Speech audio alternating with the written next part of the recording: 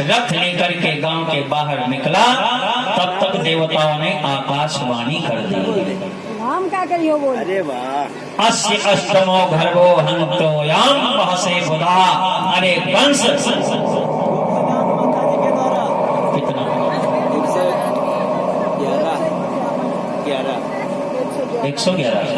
111 रुपए माता जी के द्वारा। चलिए वक्त दान है, जरा जोरदार ताली बजा करके स्वागत कर दीजिए। चिंता मत करो, अभी हम आप लोगों को दान करने का पूरा मौका देंगे। नंद उत्सव में जब बधाई होगी तो सभी लोग खूब दान करो, इसीलिए मैंने रोक रखा है। सभी लोग पर्स निकाल लो, केवल 20 मिनट के अंदर अभी आप लोगों को दान करने का पूरा मौका दिया जाएगा। महाराज कंस ने आकाशवाणी सुनी कि इसी देवकी का 8वां पुत्र मेरा काल होगा, तो कंस चौंक पड़ा, रथ से बाहर उतरा, देवकी के केसों को पकड़ करके रथ से घसीटा और जो ही तलवार से मारने का प्रहार किया तो वसुदेव जी ने तलवार रोक ली। कंस से पूछा, बताओ भाई राजन, तुम देवकी को क्यों मारना चाहते हो? तो कंस ने कहा वसुदेव जी से, राजन क्या तुमने आकाशवाणी नहीं सुनी है? अरे जिस बहन को मैंने पूरा जीवन माना, जिस बहन को मैंने जिंदगी माना, जिस बहन को मैंने अपना सब कुछ माना, उसी बहन का 8वां पुत्र मेरा काल होगा। तुमने आकाशवाणी नहीं सुनी? अभी आकाशवाणी हुई है कि इसी देवकी का 8वां पुत्र मेरा काल होगा। मैं देवकी को जीवित नहीं छोड़ूंगा। जब देवकी ही नहीं होगी तो 8वां पुत्र कहां से पैदा होगा? तो वसुदेव जी मुस्कुरा पड़े। वसुदेव जी ने थोड़ा विवेक लगाया। अच्छा, ये तो सबको मालूम है ये मृत्यु लोक है, यहाँ पर जो आया है उसको मरना पड़ेगा। ये मालूम नहीं मालूम? ये मृत्यु लोक है, यहाँ पर जो आया है उसको मरना पड़ेगा, ये सब जानते हैं। अच्छा, अगर हम पूछें कल कितने लोग मरना चाहते हो, जरा हाथ उठाओ पांडाल में।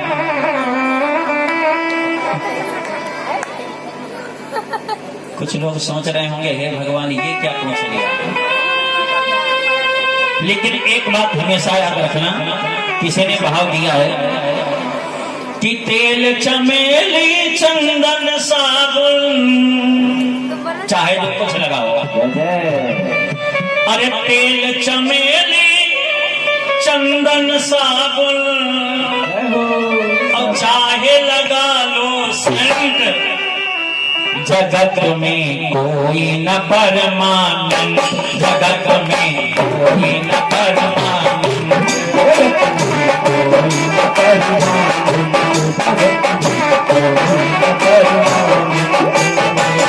तेल चमेली चंदन साबुन, तेल चमेली चंदन साबुन, आगे लगा लो सर, जगत में कोई न परमानंद।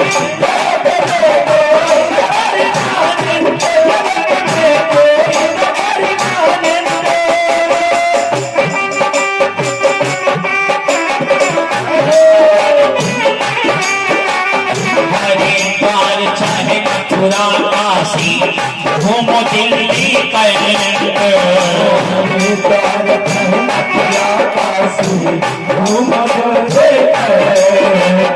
चाहे जहां चले जाओ,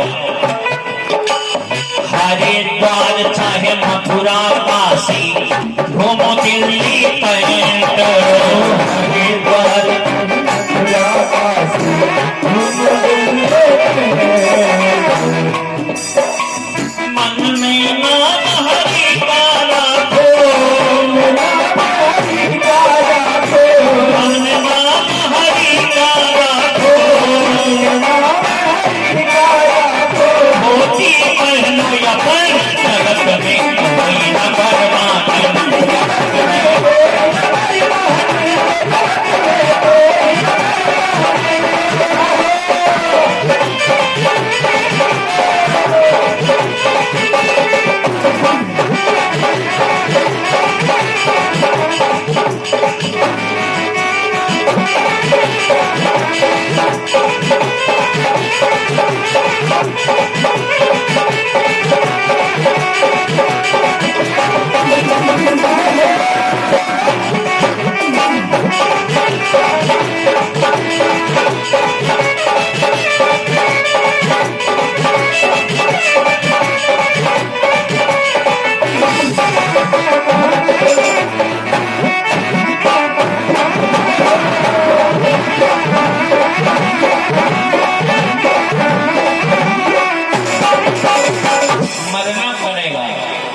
वसुदेव जी ने थोड़ा सा विवेक लगाया।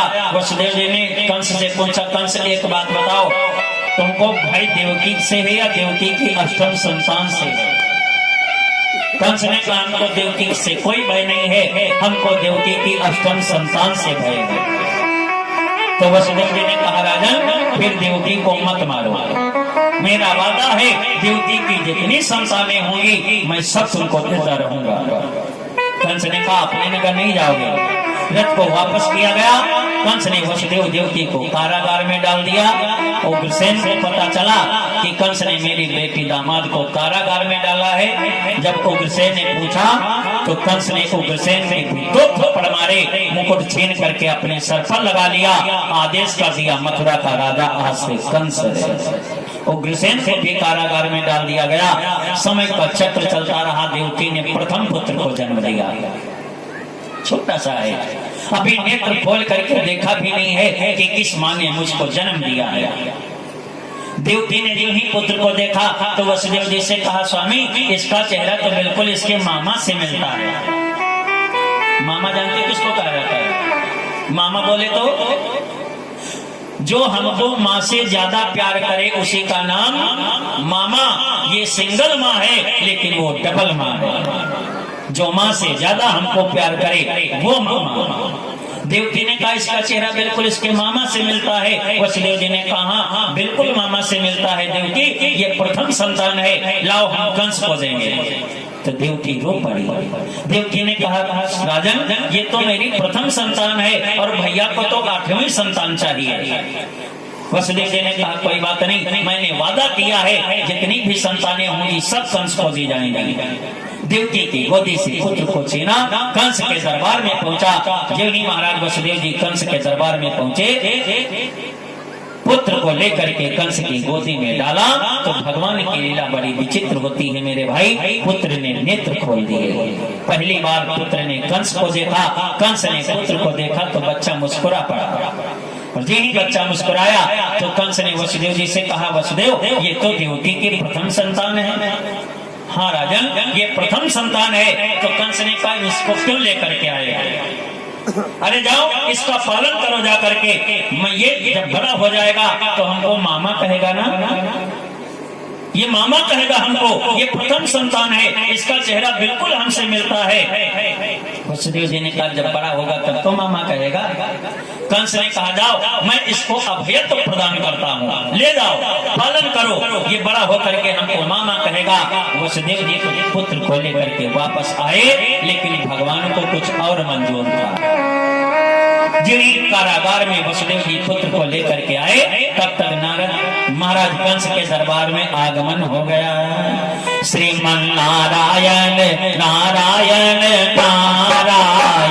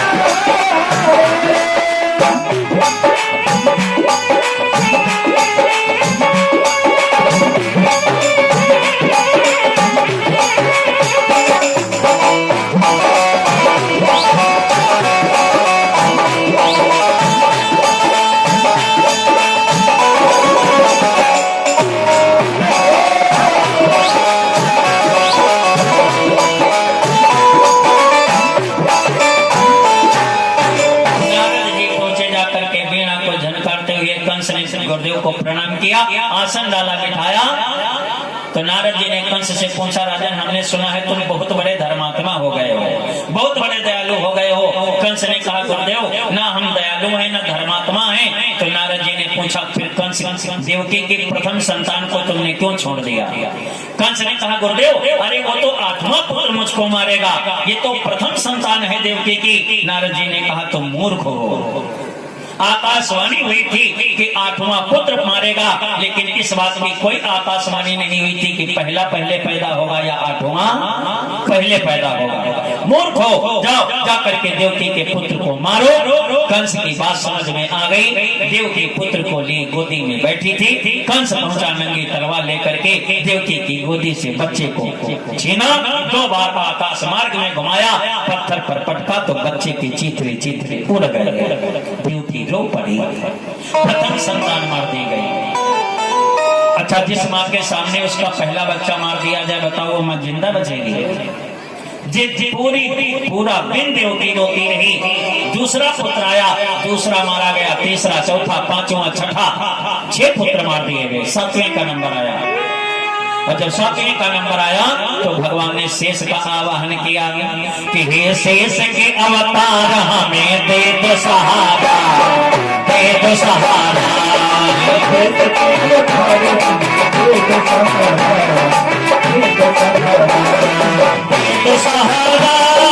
दे दो सहारा।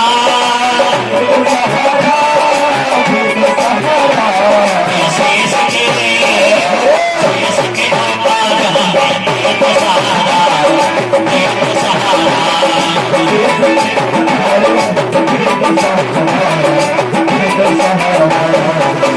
भगवान ने शेष का आह्वान किया। शेष जी ने कहा, प्रभु आप बड़े बनो। भगवान ने कहा, इस बार तुम बड़े बनोगे, जाओ देवकी के गर्भ में पहुंचो। शेष भगवान देवकी के गर्भ में पहुंचे। जब जन्म लेने का समय आया तो भगवान ने फिर योग माया का आवाहन किया। भगवती जी प्रकट भई। भगवती जी ने पूछा, बताओ प्रभु आज्ञा क्या है? भगवान ने कहा, जाओ देवकी के गर्भ में जो सप्तम पुत्र पल रहा है उसको निकाल लो और रात्रि में ही रोहिणी के गर्भ में पहुंचाओ। योग माया ने रात्रि में जाकर के देवकी के गर्भ से सप्तम पुत्र को निकाला, गोकुल में रोहिणी के गर्भ में पहुंचाया। प्रातः काल हुआ, कंस को पता चला कि देवकी का 7वां गर्भपात हो गया है। और जिन ही कंस को पता चला कि देवकी का 7वां गर्भपात हो गया है तो कंस अट्टहास करके हंसा, अगर 7वां गर्भपात हो गया है तो 8वां पैदा ही नहीं होगा। 8वें पुत्र का नंबर आया। भादव का महीना है, अष्टमी तिथि है, रोहिणी नक्षत्र है, बुधवार का दिन है, रात्रि के 10 बजे। बिल्कुल तैयारी कर लीजिए। सोना देखो, धन्य हो। कहाँ सो रहे हो? ना महाराज आंख लग गई खाली। भगवान के आने के पहले जानते कौन आता है? भगवान के आने के पहले आती है नींद। तो बिल्कुल माया को सामने मत फटकने दो। ठाकुर जी बिल्कुल आप लोगों के सामने आ रहे हैं। भादों का महीना है, अष्टमी तिथि है, रोहिणी नक्षत्र है, बुधवार का दिन है, रात्रि के 10 बजे। और जब रात्रि के 10 बजे तो भगवान ने आवाहन किया कि हे महामाया, तेरी माया ही तो माया है।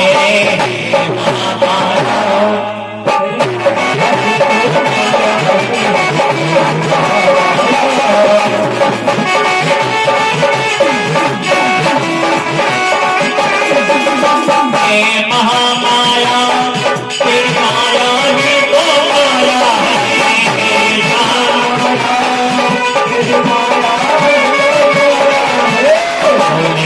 मैया तूने ही मैया सारा जगत ही बनाया है।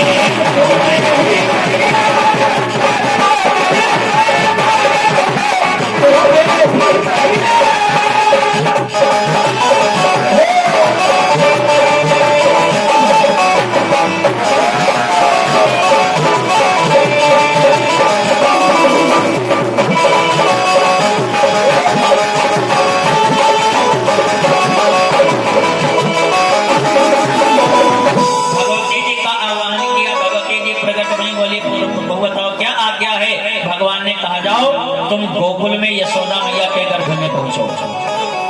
गोकुल में यशोदा मैया के गर्भ में पहुंचो तो भगवती जी ने कहा प्रभु अवतार आपको लेना है, मैं क्यों जाऊं? तो भगवान ने कहा तुम गोकुल पहुंचो, हम मथुरा आ रहे हैं। हम मथुरा से गोकुल आएंगे और तुम गोकुल से हम मथुरा से गोकुल आएंगे और तुम गोकुल से मथुरा आओगे। भगवती जी ने कहा फिर क्या होगा? भगवान ने कहा हम गोकुल में माखन खाएंगे, मिश्री खाएंगे, गाय चराएंगे। भगवती जी ने कहा सरकार हमारा क्या होगा? भगवान ने कहा कंस तुमको उठा करके मथुरा में पत्थर पर पटकेगा। भगवती जी ने कहा बहुत ठीक, तुम माखन खाओ, मिश्री खाओ, हम पत्थर पर पटकी जाएं। तो भगवान ने कहा चिंता मत करो, अगर हमारा काम करने के लिए जाओगी ना तो मैं तुमको वरदान देता हूँ, सारा संसार हमारा जन्मदिन वर्ष में एक बार मनाएगा। जन्माष्टमी वर्ष में कितनी बार आती है? एक बार आती है। तो सारे संसार वाले हमारा जन्मदिन वर्ष में एक बार मनाएंगे। लेकिन जाओ भगवती, अगर तुम मेरा कार्य करोगी तो मैं तुमको वरदान देता हूँ। अच्छा एक बात बताओ, एक वर्ष में नवरात्रि कितनी बार आती है? 2 बार आती है बस।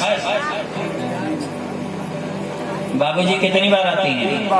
3 बार आती हैं। वर्ष में नवरात्रि 4 बार आती हैं। 4 बार नवरात्रि आती हैं। हम लोग 2 मनाते हैं, 2 नहीं मनाते हैं। एक इस समय तो चैत्र की चल रही है ना, दूसरी हम लोग कुंवर की मनाते हैं। तीसरी नवरात्रि होती है आषाढ़ की और चौथी नवरात्रि होती है माघ की। माघ की नवरात्रि में हम लोग यही संजना के पास पड़ता है उदयपुर सरोसा, कम से कम 38 वर्ष हो गए हैं वहां पर सच्चनती महायज्ञ होते होते। माघ की नवरात्रि में ही वहां पर यज्ञ होती है। तो भगवान ने वरदान दिया, जाओ देवी, अगर हमारा कार्य करोगे तो मैं तुमको वरदान देता हूँ, तुम 4 बार पूजी जाओगे वर्ष में। हमारा कार्य करो जा करके। योग माया पहुंची जा करके गोकुल में रात्रि के 11 बजे। और जब रात्रि के 11 बजे तो भगवान ने फिर योग माया का आवाहन किया। या देवी सर्वभूतेषु निद्रारूपेण संस्थिता नमस्तस्यै नमस्तस्यै नमस्तस्यै नमो नमः। निद्रा भगवती का आवाहन किया। निद्रा भगवती पहुंची, बताओ सरकार क्या आज्ञा है? भगवान ने कहा मामा के जितने बिरादरी वाले हैं तुमको सबको सुलाओ, सबको सुला दो। पहरेदार, नातेदार, रिश्तेदार जितने हैं सबको सुलाओ जा करके। योग माया पहुंची और कंस के जितने पहरेदार थे सब सो गए। 11:30 बजे, 11:45 बजे। और जो ही रात्रि के 12 बजे तो कारागार में एक दिव्य प्रकाश पुंज प्रकट हो गया। बोल लक्ष्मी नारायण भगवान की। तुम लोग ने बोला जैसे बोलो, तेज बोलना। बोल वृंदावन बिहारी लाल की। ज्यादा तेज नहीं बोलो, नहीं तो मामा जग जाएंगे। अब मामा जग गए तो निकलना मुश्किल हो जाएगा। जो ही प्रकाश पुंज प्रकट हुआ तो एक फिल्मी दुनिया वालों ने गाना बनाया था कि बिना पायल के बजे घुंघरू। अब भगवान जाने बजे हो या न बजे हमको जाने, लेकिन हम जो कहने जा रहे हैं तो बिल्कुल सही बात है। अभी लखनऊ हमने फोन किया था तो लखनऊ में बिल्कुल काले काले बादल बने हुए हैं, पानी बरस रहा था। लेकिन ये ठाकुर जी की कृपा है, यहाँ पर मौसम बिल्कुल अच्छा है, बार बार बिजली चमक रही है लेकिन पानी नहीं बरस रहा है। ठाकुर जी ने पूरी अपनी व्यवस्था कर ली है। तो किसी ने बड़ा सुंदर भाव दिया है कि घनन घनन घन घोर घोर छा गए बादल काल। ऐसे नहीं बनेगा, बिल्कुल कंजूसी छोड़ो। उठाओ जरा हाथ, कांगड़ा उठाओ भैया, एक बार जरा इनकी तरफ उठाओ दोनों हाथ, पूरे उठाओ। अगर दिए हैं कि घनन घनन घन घोर घोर छा गए बादल काले। जनन कनाई खुशियां मना रहे, जनन कनाई सो गए पहरे वाले। बिना चाहते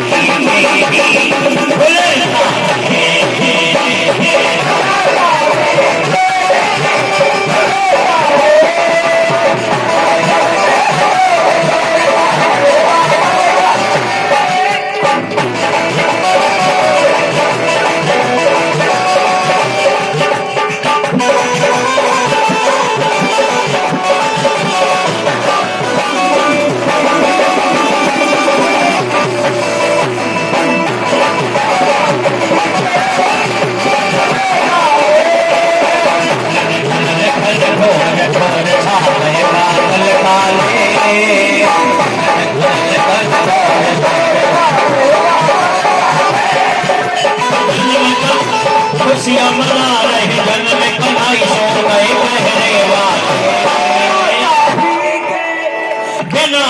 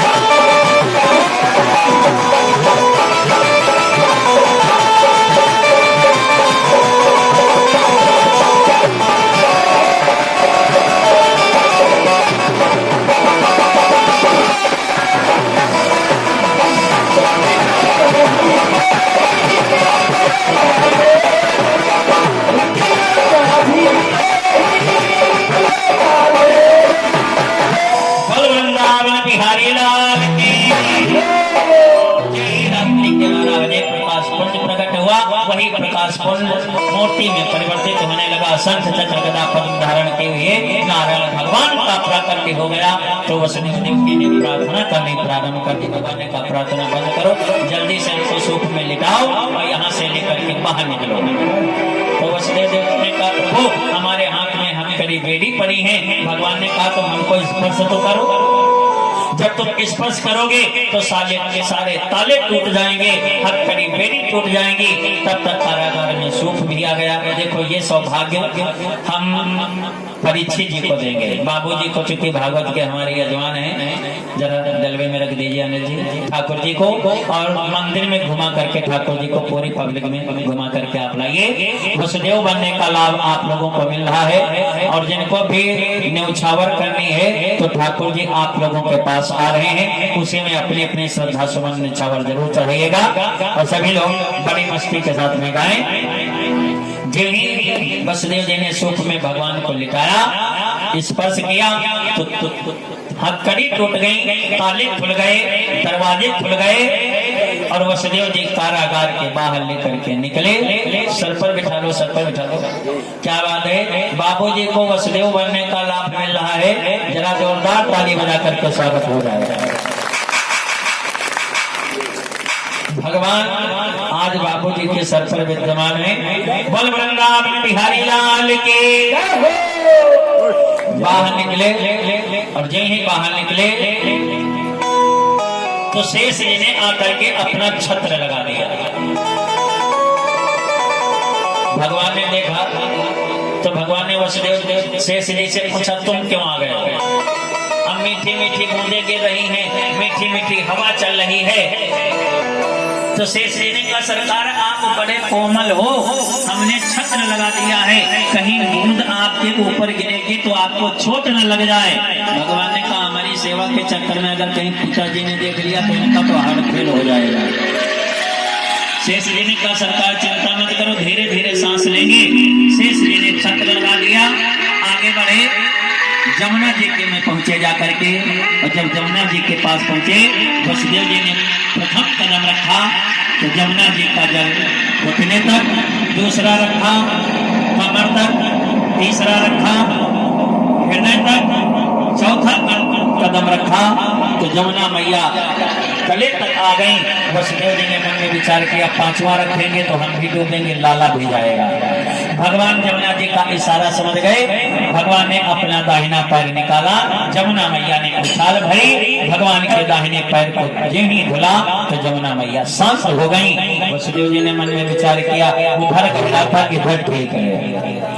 गोकुल में पहुंचे जाकर के नंद बाबा के यहाँ दरवाजे खुले हैं। वसुदेव जी ही गोकुल में पहुंचे, यशोदा मैया के पास में कन्या लेटी थी। वसुदेव जी ने कन्हैया जी को लिटाया, कन्या को लेकर के वापस मथुरा आए। और इधर गोकुल में प्रातः काल हुआ। जब प्रातः काल हुआ तो एक सखी आई और उसने देखा यशोदा मैया के पास कोई लेटा है, लाला है या लल्ली है ये पता नहीं। तो दासी ने मन में विचार किया, प्रार्थना की कि हे मेरे सरकार, हे मेरे ठाकुर, अगर मैंने जीवन में कोई पुण्य किए हो, कोई अच्छे कर्म किए हो, तो यशोदा मैया के पास जो लेटा है वो लाला ही होना चाहिए।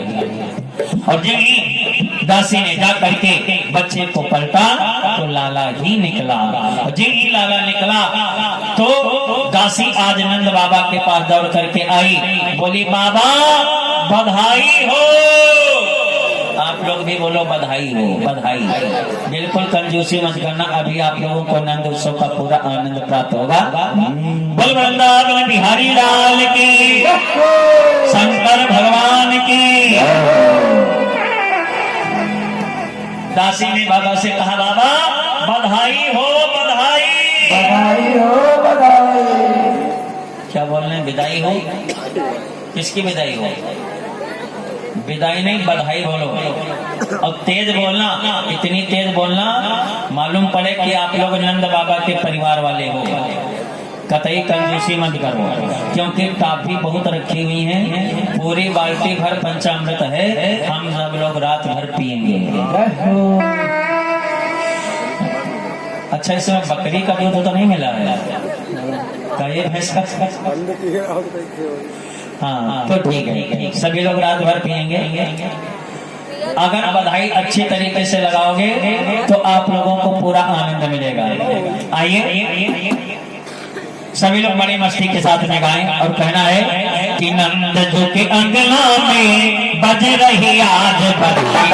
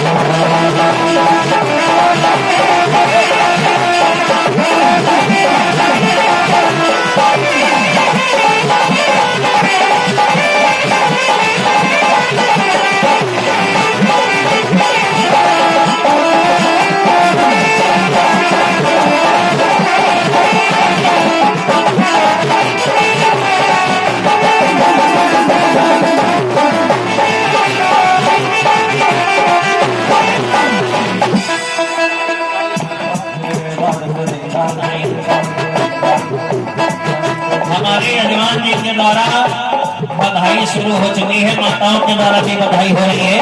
देखो 5 मिनट का मौका है आप लोगों के पास, बताइए कंजूसी मत करो। एक तो नवरात्रि चल रही है और दूसरी बात है खिलैया जी का जन्मोत्सव है, तो आप लोग अधिक से अधिक बधाई करो। क्या बात है, भैया के भी द्वारा बधाई है, तालियों से स्वागत करते रहो।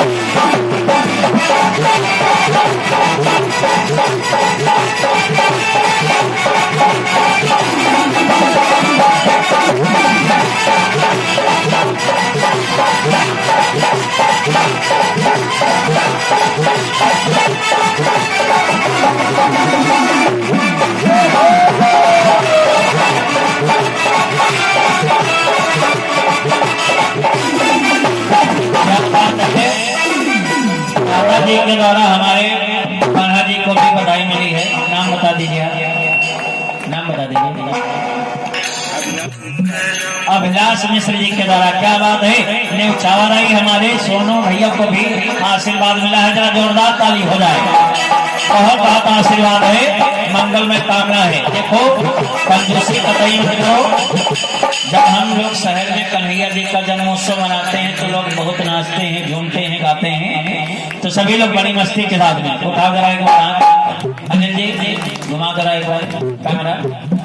पूरे हाथ अभी आप लोगों को गुब्बारे फोड़ने का पूरा मौका दिया जाएगा, नंद उत्सव का पूरा आनंद मिलेगा और सभी लोग मस्ती के साथ में झूम करके कहें कि नंद झुके अंगना में बज रही आरती।